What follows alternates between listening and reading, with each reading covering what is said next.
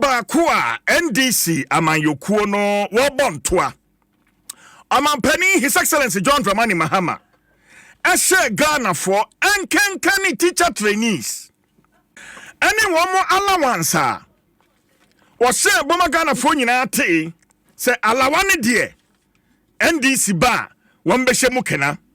Now, according to the Ministry of Finance website, budgetary allocation yediama teacher trainees for allowances manema breakdown kakra in the year 2021 169 million Ghana cedis and yedi koma teacher trainee allowances in 2022 epeja kosoro eko 185 million in 2023 eko 241 million in 2024 epeja ko 246 million Ghana ha there was 69,704 teacher trainees 69,704 teacher trainees enti se enei ebetu jase allowance no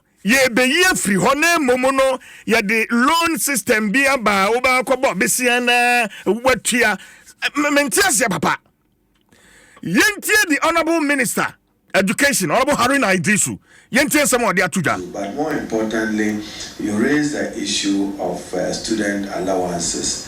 It will continue subsequent to the education forum, for which I have the pleasure to invite you to come. We'll take some major decisions based on the recommendations, but off head, there is no way you should be feeding a student at the tertiary level off head.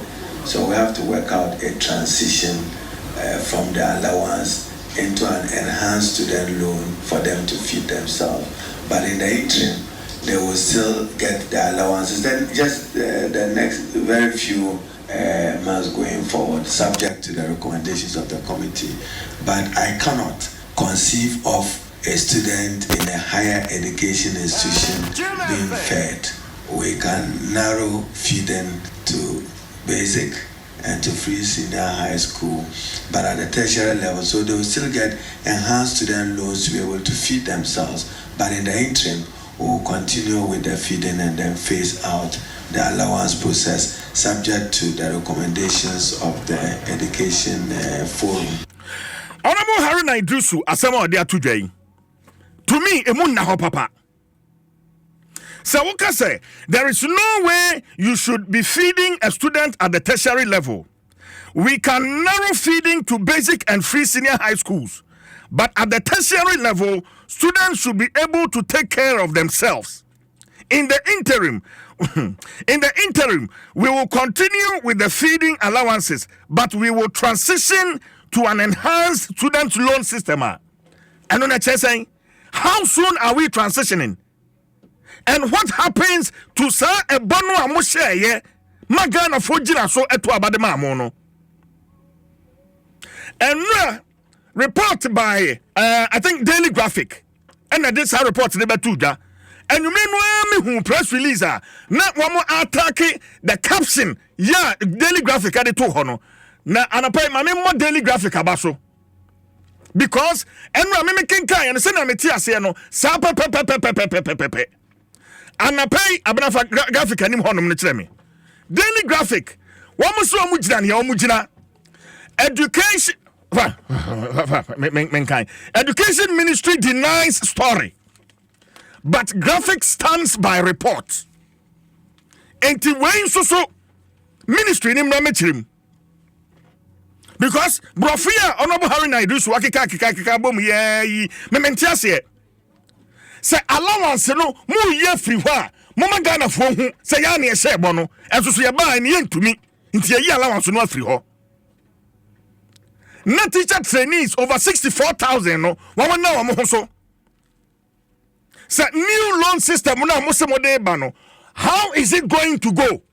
Yempe bobi a obehye na endi na enu ani nansa na abakoye bibia wo ho.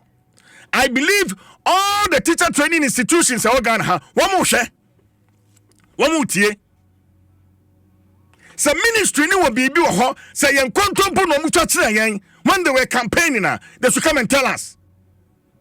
Because stakeholders be brave and the one benefit every student loaning. Enti enne afi na mbekye say yentimi mfidi obi a water sharing. Enti we are going to transition into a student loan.